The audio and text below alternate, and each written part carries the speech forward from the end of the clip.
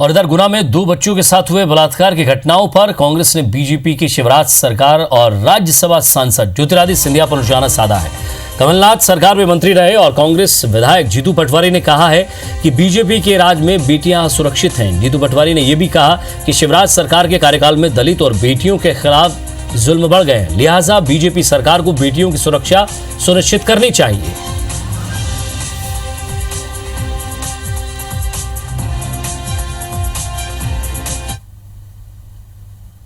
गुना की दलित कांड आपने सबने प्रमुखता से लिया था। कई जगह बेटियों के साथ इस तरह का अत्याचार हो रहा है और शिवराज सिंह जी के राज में अधर्म हो रहा है और शिवराज बोन है, निसहाय है, केवल सत्ता की लोलुपता उनके सर चढ़ के बोलती है। सिर्फ और सिर्फ सत्ता मिले, जो दोषी उन पर कार्रवाई के साथ साथ आगे न हो बेटियों के साथ, ये सरकार ने सुनिश्चित करना चाहिए। तो एक तरफ दुष्कर्म की घटना और उसके बाद आरोप प्रत्यारोप का दौर शुरू हो गया है। हमारे संवाददाता नवीन सिंह हमारे साथ हैं। नवीन, जिस इलाके में यह घटना हुई है वहां से ज्योतिरादित्य सिंधिया आते हैं।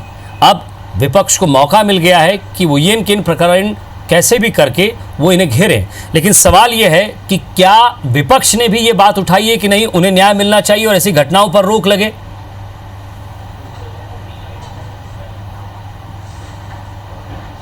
बिल्कुल विजय, गुना जो है ज्योतिरादित्य सिंधिया का पुराना लोकसभा का संसदीय क्षेत्र रहा है। हालांकि ज्योतिरादित्य सिंधिया अब राज्यसभा से सांसद हैं, लेकिन गुना से उनका पुराना ताल्लुक है। उनकी जो सियासत है वहीं से चमकी है, वहीं से सांसद रहते हुए केंद्र सरकार में मंत्री बने हैं और आज मध्य प्रदेश के इंदौर मालवा के दौरे पर हैं ज्योतिरादित्य सिंधिया। ऐसे में कांग्रेस के पास एक बड़ा मौका था और 2 बच्चियों के साथ बलात्कार की घटना सामने आई और जीतू पटवारी और कांग्रेस ने ज्योतिरादित्य सिंधिया के खिलाफ तमाम तरीकों से घेराव करने की कोशिश की। साथ ही साथ जैसे ही उनको पता चला कि इस तरह की घटना भी हुई है तो इस पर भी तंज कसा, मध्य प्रदेश की सरकार का भी घेराव किया।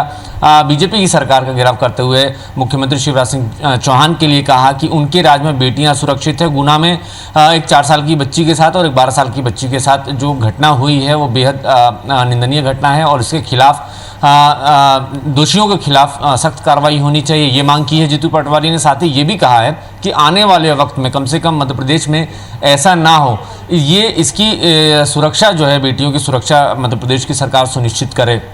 विजय, जब 2018 में विधानसभा चुनाव थे उस वक्त जो एनसीआरबी की रिपोर्ट थी, उस रिपोर्ट की अगर माने तो मध्य प्रदेश में जब भाजपा की सरकार थी उस वक्त देश में महिलाओं के खिलाफ होने वाले अपराधों के मामले में मध्य प्रदेश अव्वल था। कांग्रेस चुनाव में इन्हीं सब मसलों को लेकर गई थी। कांग्रेस ने बार बार ये दावा किया था कि देश भर में भोपाल जो है, मध्य प्रदेश जो है रेप कैपिटल के तौर पर सामने आया है और खासा इसमें वोट भी कांग्रेस ने कैश किया था, वोटर्स के बीच में पहुँचने की कोशिश की थी और इस बात को इस्टेब्लिश करने की भी कोशिश की थी कि मध्य प्रदेश में लगातार क्राइम रेट बढ़े हैं और खासकर महिलाओं के खिलाफ जो है अत्याचार जो है वो मध्य प्रदेश में तेजी से बढ़े हैं और इसकी जिम्मेदार जो है मध्य प्रदेश की तत्कालीन भाजपा सरकार थी। तो ये तमाम मसलों के साथ कांग्रेस के कार्यकर्ता, कांग्रेस के नेता और कांग्रेस के जो बड़े दिग्गज नेता थे वो वोटर्स तक पहुंचे थे।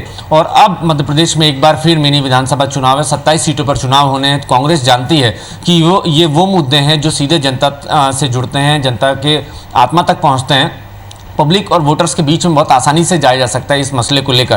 तो पूरी कोशिश है कांग्रेस की कि इस पिछले 5 महीनों के दौरान जो घटनाक्रम मध्य प्रदेश में हुए हैं, जब से भाजपा सत्ता में लौटी है उसके बाद जो कुछ भी हुआ, उन सारे मसलों को लेकर एक बड़ा इशू बनाकर वोटर्स के बीच में जाया जाए। इसमें दलित हिंसा भी है, महिलाओं के खिलाफ होने वाले अपराध भी हैं, नौजवानों की बेरोजगारी भी है और बेरोजगार नौजवानों की के सुसाइड केस भी हैं। जीतू पटवारी ने यह भी आज मीडिया से बातचीत करते हुए बताया कि प्रदेश में अब तक 5 महीनों के दौरान 28 से ज्यादा युवाओं ने खुदकुशी कर ली है सिर्फ बेरोजगारी की वजह से। सवाल यही है नवीन की एक दूसरे पर आरोप प्रत्यारोप है, लेकिन अब प्रशासन पर निर्भर करता है कि कितनी जल्दी वो इन आरोपियों को पकड़ती है और सजा दिलवाती है। बहुत बहुत शुक्रिया हमारे साथ जुड़ने के लिए और बातचीत की।